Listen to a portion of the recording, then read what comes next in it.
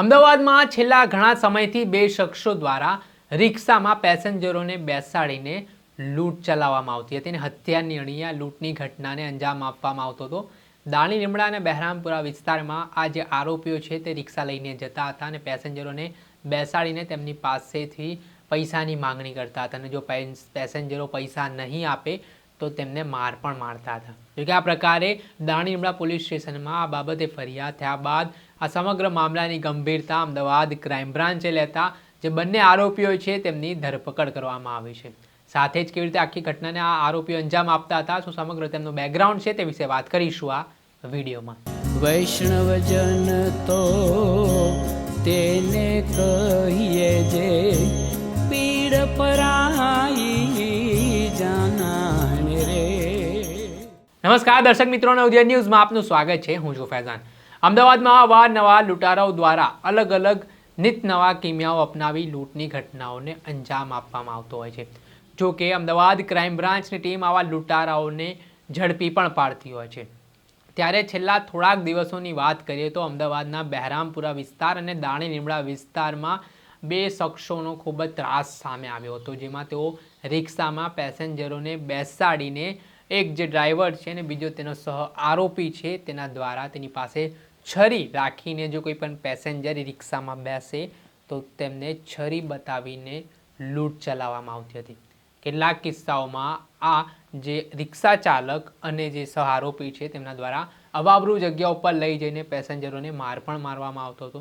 જોકે 27 તારીખ અને 29 તારીખ આમ બે આ લૂંટની ઘટના સામે આવી। દાણી લીમડા પોલીસ સ્ટેશનમાં આ બાબતે લૂંટની ફરિયાદ પણ થઈને ત્યારબાદ આ ઘટનાની ગંભીરતાને ધ્યાનમાં રાખીને અમદાવાદ ક્રાઇમ બ્રાન્ચ પણ એક્શન મોડમાં જોવા મળી હતી ને રિક્ષામાં પેસેન્જરો સાથે લૂંટ ચલાવતા આ આરોપીઓ છે તેમને પકડવા માટે અમદાવાદ ક્રાઇમ બ્રાન્ચની ટીમે અલગ અલગ જગ્યાએ તપાસ હાથ ધરી હતી અને અંતે આ આરોપીઓને ઝડપી પાડવામાં આવ્યા છે।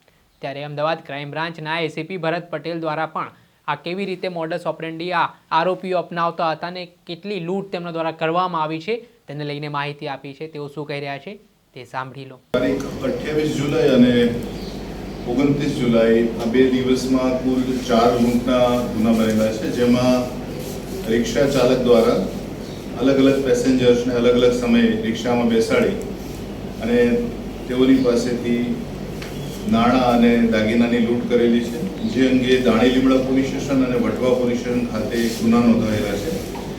આ ચારેય ગુના સંબંધે બે આરોપીની અટક કરવામાં આવેલી છે। બદરુદ્દીન ઉર્ફે શાબિર, શમશાદ અહેમદ શાહ અને મુસ્તકીન ઉર્ફે કાલુ મોહમ્મદ અલ્તાફ મણિયાર, આ બંને આરોપી શાહ આલમ અમદાવાદના રહેવાસી છે।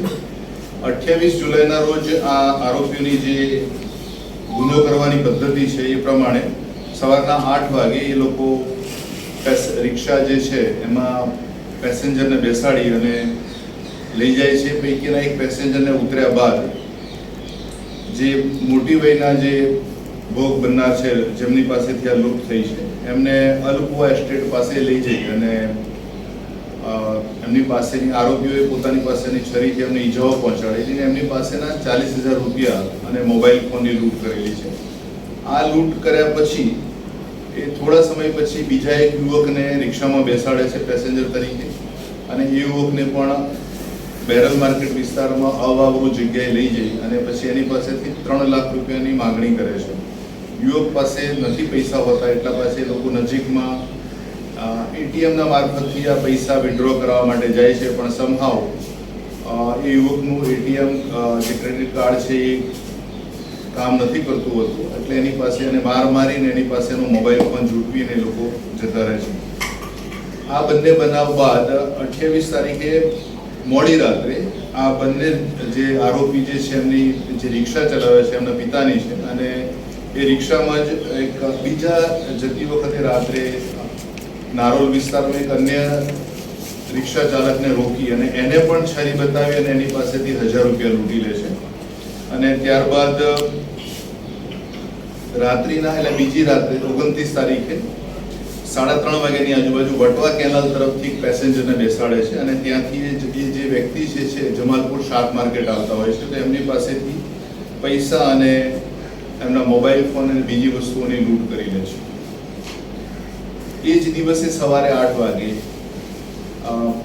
એ લોકો એક મહિલા પેસેન્જર 3 બાળકો સાથે હોય છે એના મહિલાના, અને એને પેસેન્જર તરીકે લઈ જાય છે અને ત્યાંથી અવાવરૂ જગ્યાએ લઈ જઈને એની પાસેના દાગીના અને કુલ 7,000 રોકડ રૂપિયાની લૂંટ કરે છે.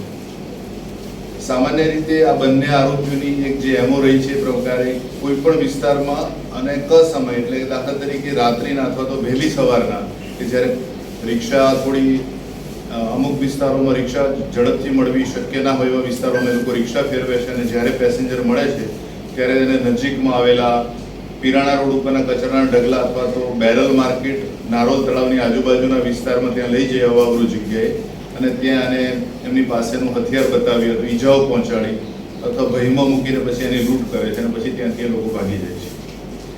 આ બંને આરોપીની આ 4 ગુનામાં અટક કરવામાં આવેલી છે. 4 ગુનાના મુદ્દામાલ અંદાજે ₹1.25 લાખ જેટલો કબજે કરવામાં આવ્યો છે અને આગળની તપાસ માટે આ બંને આરોપીને દાણી લીમડા તથા વટવા પોલીસ સ્ટેશન ખાતે સોંપવામાં આવનાર છે.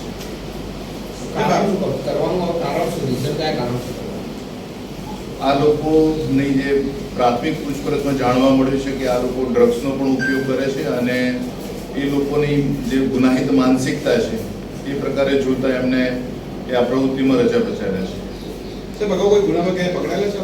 આ લોકો અગાઉ પકડાયેલાનું અત્યારે ઓન રેકોર્ડ જોવા નથી મળ્યું.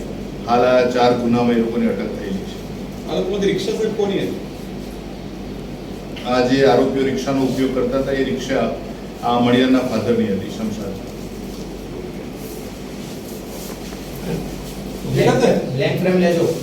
આ હતા અમદાવાદ ક્રાઇમ બ્રાન્ચના એસીપી ભરત પટેલ. તેમના દ્વારા કહેવામાં આવ્યું છે કે આરોપીઓ દ્વારા જેવી રીતે કોઈ પણ પેસેન્જર આવે તો તેમને રિક્ષામાં બેસાડવામાં આવતા હતા, ત્યારબાદ તેમને અવાવરૂ જગ્યા ઉપર લઈ જઈને તેમને છરીની અણી બતાવીને પૈસાની લૂંટ ચલાવવામાં આવતી હતી.